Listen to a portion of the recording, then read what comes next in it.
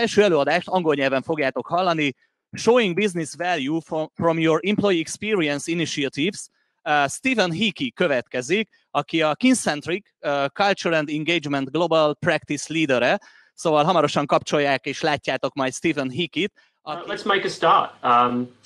Thank you so much for the introduction. I'm delighted to be joining you for HRFEST 2020, and let me start by saying on behalf of everybody at the Kincentric team globally, we wish you and your families good health in these very, very trying times. As announced in the introduction, my name is Stephen Hickey, and I'm joining you from my home here in Sydney. I'm in Australia, so the end of the day today on the time zones, and delighted to be welcoming you into my home for the presentation tonight. If you look closely enough, you might even see some of my kids' favourite Lego creations over my shoulder there. So I'm the global leader for all of our solutions that span culture change, employee engagement improvement, and the employee experience. And I was so thrilled to be invited by our team to join you today on what is a topic that myself and all of us at Kincentric are really, really passionate about. So today I'm going to be talking about how you can show business impact and value from your investments in the employee experience.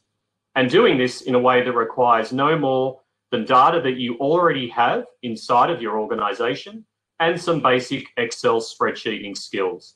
This is all that you need to generate CFO and CEO quality insights into the employee experience. So with that in mind, let's get started. So our goal at Kincentric is to help every single client that we work with to unlock the power of the people and teams inside of their organization. And that's why we're so passionate about the topic of employee experience. We know that organizations that deliver great experiences reap the benefits by unleashing employee effort that accelerates organizational success. So we touch on this in everything that we do at Kincentric, which spans our clients' most important issues relating to culture change, employee engagement, leadership assessment and development, and the performance of the HR function. All of these topics impact on an organization's employee experience. We also know and can't escape the fact that employees have experiences every day, and they have lots of these experiences every day. So it's a little bit like the comparison to organizational culture. The question with culture isn't, do we have a culture? The question is, do we have the right culture that will help us to achieve our strategy and become a highly successful organization? The same is true on employee experience. People in your organization are having experiences every day. So my question for all of you to reflect on today is, are your people having the right types of experiences that will unleash their effort?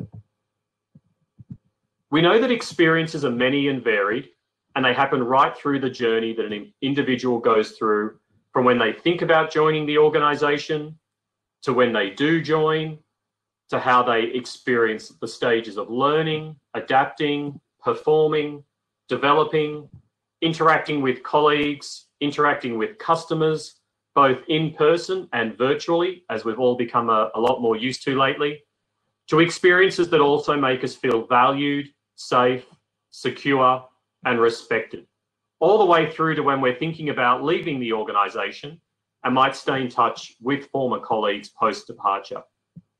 There are so many experiences that people have. So part of the challenge is to zero in on the experiences that will unleash the most performance improvement for the most number of people. Let's call these experiences defining moments.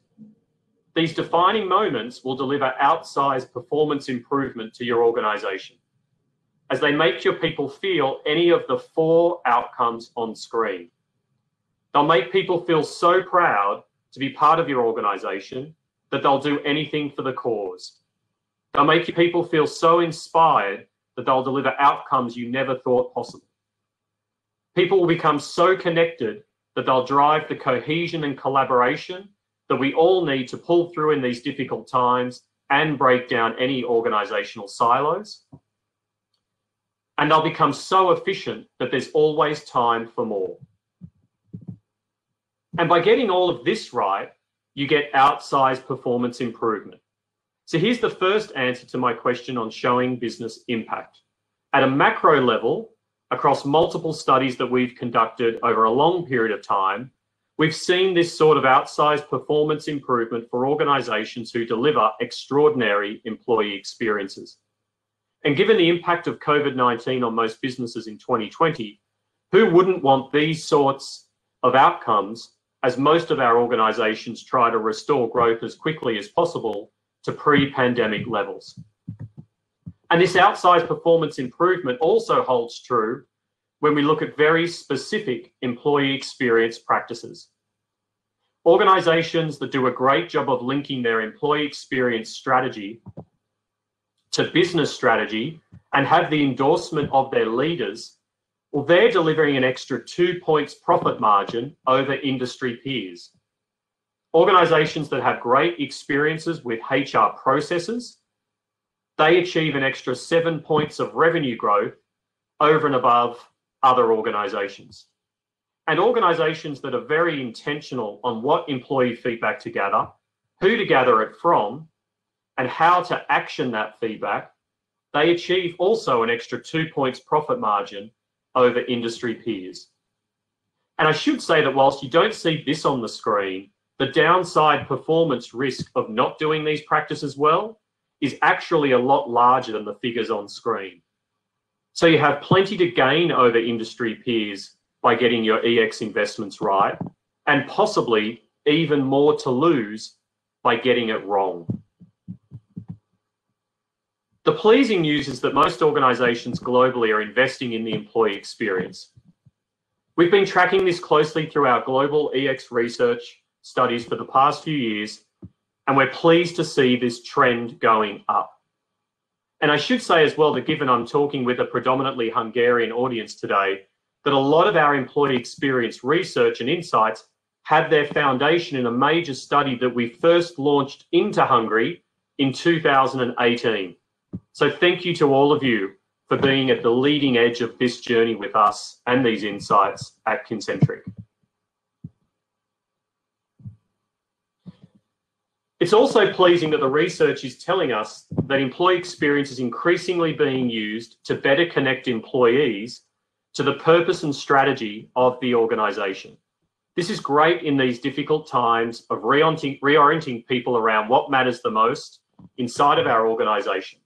Our higher order reason for being is we all want to feel part of something so much bigger and so much more than just the tasks or the job that we are asked to deliver. So it's really pleasing to see that the #1 intended EX outcome in 2020 is better connecting employees to purpose and to strategy and the experiences that will bring purpose and strategy to life. But it would also be remiss of me not to point out some of the major challenges that remain for the majority of organisations to address. We still see over 2/3 of organisations without a fully fledged employee experience strategy. The risk here is that executives don't see the connection to business issues and don't give you the funding that you need. 3/4 of organisations haven't fully identified which life cycle stages are most important to address. And so the risk here is in misdirected efforts or possibly investing in the wrong areas of the employee experience. Only just above 1/3 of organisations think that their approach to pulsing is adequately addressing the employee experience holistically. And surely we can be doing a better job of this given all of the noise about pulsing apps and pulsing technology and how much choice there is in the market around pulsing. And still over half of organisations are worried that they're not delivering on their employee experience commitments to their people. The risk here is disengagement, or worse still, we just give up. So we have to overcome these challenges as employee experience practitioners. The alternative is so much better. A client of ours some time ago that we worked with extensively was so intentional about their employee experience strategy that as part of this, they promised their people the best experience they will ever have in their career with a people leader. Now that's a huge commitment to make, but they were so intentional about it and everything that they did in their employee experience practices aligned to this commitment. And I can tell you that they absolutely achieved it comfortably, winning our Best Employer Awards year after year. So here's how you can go about thinking holistically on the employee experience. 3 things that I'd like to leave you with today. #1, start with strategy. Be crystal clear on the business problem that you are solving and the business opportunity that you're creating. We have a client whose EX strategy is well summarized as putting the people manager at the center of teams' performance. This strategy shapes everything that they do around employee experience. They are incredibly intentional about that. So then you want to know, what are the defining moments that can deliver the outsized performance against this strategic intent? Second, you then want to know what feedback to gather, how often to gather it, and what actions it will inform. And all of this is wrapped up in your continuous dialogue approach. And third, you need to address the most important enablers of delivery of your employee experience program. These include building manager capability to deliver your defining moments, aligning policy and processes, and scaling through technology. This is what you need to be thinking about in your comprehensive approach to employee experience. And when you're ticking all of these boxes, you're in great shape to start to show serious business value. So let's now take a look at how two organizations are delivering very powerful and achievable examples of showing business value and impact from investments in employee experience. The first case study is a long-time client of Concentric. We've helped them to identify, firstly, their most important defining moments of their employee experience. And in this case, it's the experience of giving and receiving recognition inside of their retail stores. With that insight, they then invested in a range of recognition experience program improvements. And then we returned to measure the quality of these experiences. And we found two important things that helped them show value. Number one, we found that people's favorability ratings of recognition experiences increased. So that's good. The quality of these defining moments is getting better. And secondly, we overlaid retail store performance data and found that stores with high recognition experiences achieved 21% higher average customer transaction values compared to stores with lower recognition experiences. Now, multiple factors will account for this difference, but we know through service profit chain theory that the employee experience is accounting for a meaningful proportion of this variance. Happy employees in an engaging work experience take better care for the customer, which ultimately ends up in more loyal customers who drive better business outcomes. That's the story that we were proving inside of this organization's employee experience program. Now, this analysis was so powerful that the organization used it in their annual investor report to shareholders as an example of their ROI, or return on investment. And it was created using data that they already had and in partnership with the Concentric team using Excel spreadsheets. The second case study that I want to share with you is along a similar theme. In this case, we've identified the defining moments in a new joiner employee experience journey and identified the impact that this can have on reducing voluntary turnover in the first year. Our team assessed around 30 different onboarding experiences. They then assessed how favorable people were on each of these experiences. And then 12 months later, identified which of these people were still with the organization or had left voluntarily in the 12 months since. It's fascinating insight because it helps us to understand which onboarding experiences might be most predictive of whether people choose to stay or leave inside of the first year of employment. And what we learned about this organization is that people have very long memories and first impressions really matter, and they matter from the first day. Voluntary turnover was 9 points lower for people who were highly satisfied with the quality of their first day experience. So talk about a defining moment. This organization used data to prove the performance impact of the day one experience. Now this company knows outsized defining moments. And with a little bit of extra work, it wouldn't be all that difficult to estimate the cost saving of reducing voluntary turnover as well. And that is always going to get the attention of your CEO or your CFO. And again, all of this analysis was produced using existing data that the organization had, with the Concentric team and Excel spreadsheets. So in closing, before we address some questions that have been pasted into the chat room, 3 calls to action that I want to leave you with to help all of you on your journey of showing more business value on your employee experience investments using nothing more than the data that you already have. Number 1, start with strategy. Be clear on the business problem you are solving and make sure it is important to your leaders. That's how you start getting cut through with executives.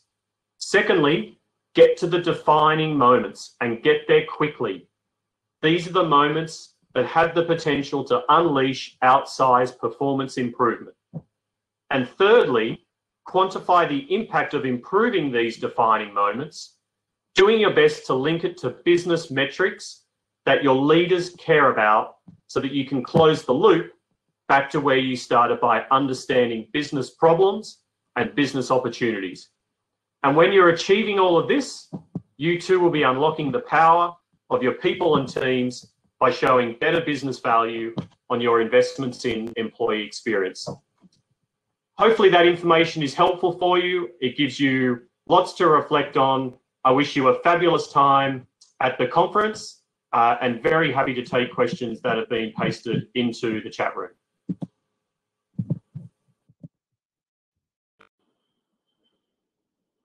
Hi, Steve.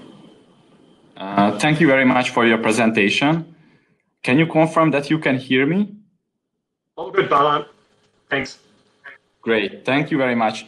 So hello everyone, my name is Bálint Köcse and I'm leading the Concentric team in Hungary. And actually I was really fascinated by the things you mentioned, Steve, about the connection of employee experience and the data what is already existing in the organization. So I would embrace everyone that please type your questions to the stage chat and we will try to answer those with Steve.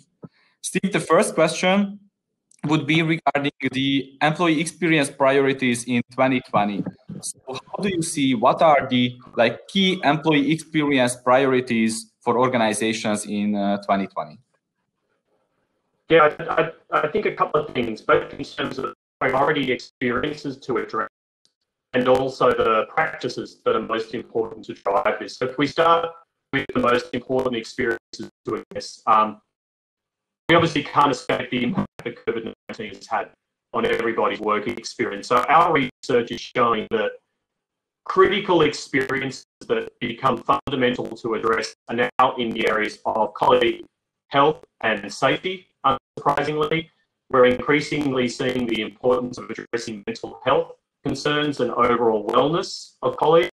That's really important. Thirdly, the importance of virtual work. So people's experience with tools and with that's extremely important. I think we've all a lot of lessons around over the last 9 months or so. And also people's experiences around collaboration and how we continue to drive a sense of social cohesion in the work experience. That's becoming extremely important given we're in a work environment where we might have people in an office, in a manufacturing site, in the field, and we're also going to have colleagues who are likely to be at home or working remotely. We've still got to drive this sense of collaboration and cohesion socially across all those different dynamics. And in Bálint, there's also experiences around how people, frankly, experience leaders and leadership. So we are seeing a slight recalibration of leadership characteristics and behaviours. So leaders now are having to show up with a high degree of trust, authenticity, being able to connect personally with their people. These are themes that we've always known to be true of great leaders, but they are now becoming disproportionately more important.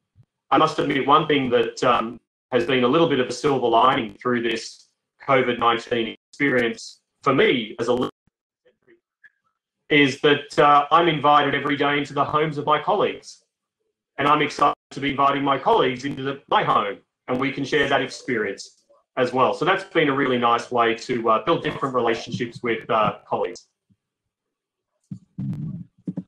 Thank you for this example, Steve. Yeah, I think these times even though we have a distance from colleagues, we can brought each other even closer in some cases and from some perspective.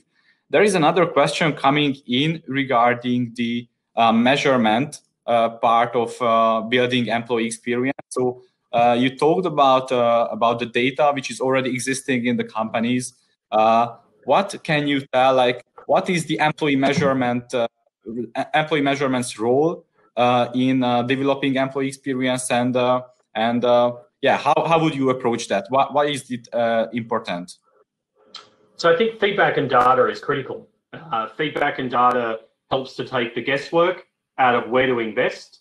It takes the guesswork out of understanding how well you're progressing, and it takes the guesswork out of showing quantifiable impact and value that gets leaders excited about the programs that are being implemented, and ultimately help everybody on the call to get more funding for all of the great employee experience initiatives that everybody would want to be investing in. So I think data and feedback is absolutely critical in those respects, Bálint. I think then it's about how do you go and get the right data and the right information. One word of caution I would have from our experience with clients is don't just race to more surveys more frequently. I think a lot of organizations have that temptation. You need to be surveying and gathering feedback at the same frequency and level of intensity that your managers are able to action that feedback. So that's really, really important. Gather feedback, gather information, run surveys only at the same pace in which your managers have the capability and the capacity to act on that feedback. If you can't meet that condition, you might be trying to run too far, too fast. We've had clients who have moved from annual engagement surveys to maybe every 6 months or every quarter, but they do it very intentionally. It's always grounded in very strategic thinking around what's the feedback that we need, what's the action we need to be driving, what insight do we need to gather to drive the right action, and what's the right frequency of feedback to gather from our people that our managers are very, very comfortable in terms of capacity and capability to action. Thank you. Absolutely valid points. There is a question also coming in, and we all know that like consciously developing employee experience is not easy. So that requires a lot of changes in the organization. So can you tell us a little bit more about the change management approach and the change management aspects of like, okay, how are we creating a compelling employee experience?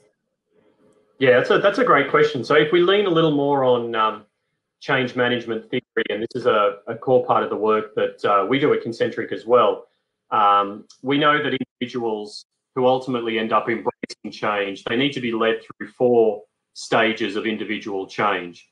So number 1 is you need to build a really high level of understanding in the change that you're trying to drive, both rational understanding and also emotional understanding. So people have really got to understand the change you're trying to drive.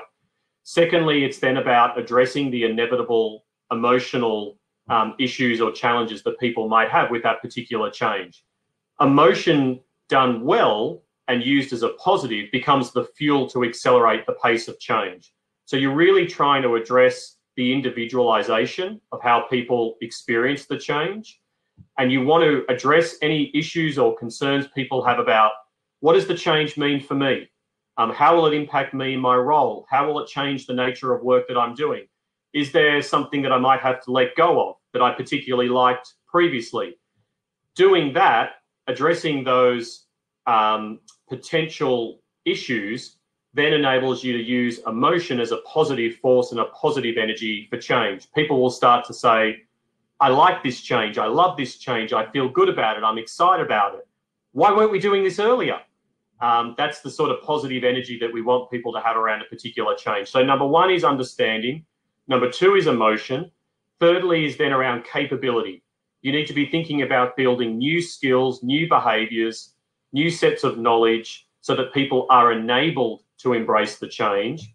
And then 4th is it's around addressing and encouraging intent. So intent is all about encouraging people to apply themselves to the change and embrace it.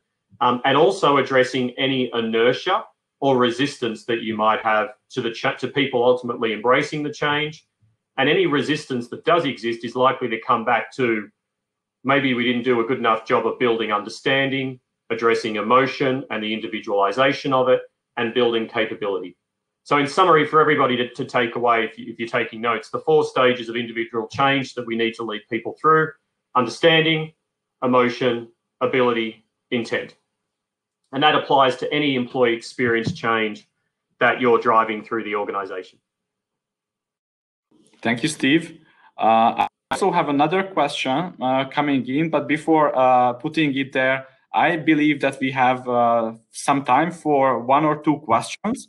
So please don't forget to put your questions in the stage chat. So actually, Steve, another question which is coming up is about business problems. So you mentioned a couple of case studies during your talk about, okay, what type of business problems have the biggest connection to employee experience perspective. Are there any business problems what you saw where employee experience, the topic of employee experience was closely connected? Yeah, so a great place to start is always any issue or opportunity impacting the customer experience. That's a great one. We can't be thinking about customer experience without thinking about the employee experience, given how employees show up every day has a real impact on the customer experience. So, you know, if in doubt, if you're looking at issues and challenges inside of the organization that might be affecting or impacting on how customers experience the organization, it's not too difficult to count back to understand what employees are doing and the experiences that employees are having might be contributing through to any issues or opportunities on the customer experience side of the equation. And that's what we addressed in the first case study that I shared. We were really looking at this relationship between defining moments in the employee experience and how that accounted for outsized performance in terms of how customers spent more money with that particular retail organization. That's always a great place to start. I think a second great place to start is around people issues and people challenges. If there is high levels of voluntary turnover, perhaps for a particular segment of your organization, maybe there's a cohort or a demographic that have got disproportionately high levels of voluntary turnover compared to the organizational norm. That's a great place to go to understand, well, what experiences is that group having that seems to be different to everybody else that's leading to more of those people choosing to exit the organization. So turnover is a really good one to go to as well. And then any kind of indicator of a business unit or a team that might be underperforming. That's another good place to go to understand, well, to what extent can that underperformance be accounted for by the experience that people are having? And it could be cultural as well. Are there particular experiences that are misaligned with the target culture of the organization? And because the target culture is not being achieved, that can then negatively impact on the performance of that team or that business unit. So I guess kind of 3 pretty safe places to play from a starting point of business issues is anything to do that's impacting customers, anything to do that's impacting turnover, anything to do that's impacting on culture and team or business performance. Steve, thank you very, very much for your valuable inputs. I believe that our time, but I can see one question coming in. I'm not sure, Steve, you can also see the chat. It's regarding just if you have a 1 minute answer to that question, the employee experience connected to the career development and professional development of individuals. Can you comment on that in terms of this topic? Yep, remains absolutely critical. Over the last few years, many organisations have looked at refreshed approaches to performance management. There's been a lot of debate and discussion in the HR industry around what's the optimum approach to performance management and how best to do that. We also know that career development approaches and pathways have been changing as organisations move away from the historical notion of career development being about simply upward movement through the hierarchy of the organisation We're in an environment now where career and progression and development is a lot more about the acquisition of experiences and new skills and new knowledge, and that might mean less about upward movement and more about sideways movement and being deployed into agile teams to gather an experience for a period of time doing product launch or doing research and development or in a different job function to gather different, more rounded skills. I think my encouragement for any client looking at whether it's career or performance is, or whatever the topic is, we're trying to do this to capture outsized performance improvement. That's how you get the attention of leaders. So you want to be thinking about, as I said, in any of these different journeys or HR processes, what are the defining moments? So those moments that make the biggest impact. And then when you've identified the defining moments, that's where you want to put your design energy to get to the optimum experience. And the optimum experience, you'll know you have the optimum experience when you're very clear on what you want people to think about that experience, to say because of that experience, to feel about that experience, and ultimately do because of that experience. So think, feel, say, do is a great way to think about how you go about designing optimum experiences for the defining moments in any journey map or any HR process, or experience for that matter. Thank you very much, Steve. It was a pleasure to hear you virtually and share the stage with you virtually in Hungary. So thank you very much and have a nice evening. For the audience, I would recommend to check out Michael Martin's speech about HR's role in employee experience, because that would also cover a lot of insights for you regarding the HR's role and employee experience connection in the afternoon. So thank you very much.